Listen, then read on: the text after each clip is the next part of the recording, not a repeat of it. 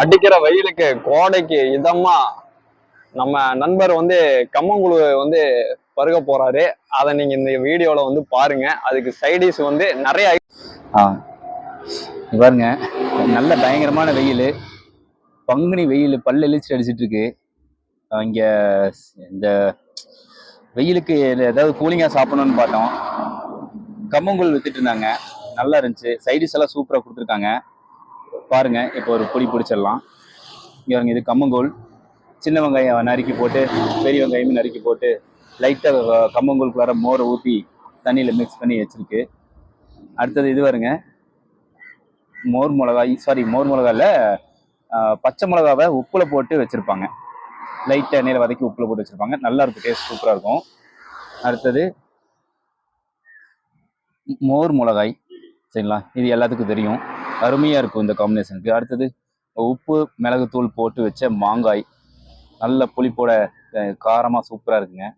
கலரை பார்த்தாலே தெரியுது, அப்படியே சூப்பராக வாய் ஊறுது. அடுத்தது வெண்டைக்காய் வத்தல், இதுக்கு கம்மங்கூழுக்கு இதெல்லாம் சூட்டபிளாக இருக்கும், சாப்பிட்றதுக்கு நல்லாயிருக்கும். அடுத்தது இதுவும் பார்த்துருப்பீங்க, இது கொத்தவரங்காய் வத்தல். பாருங்க, இது சூப்பராக இருக்கும். எல்லாத்த விட எனக்கு இந்த பச்சை மிளகா தான் ரொம்ப பிடிக்கும். புரிச்சலாமா? சியர்ஸ்.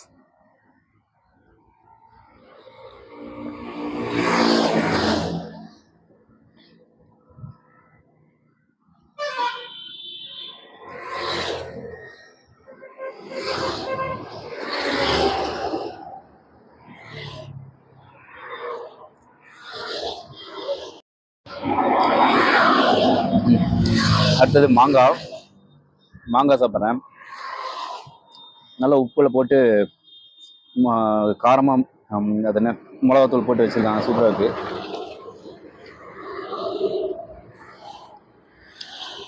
கொத்தவரங்காய்,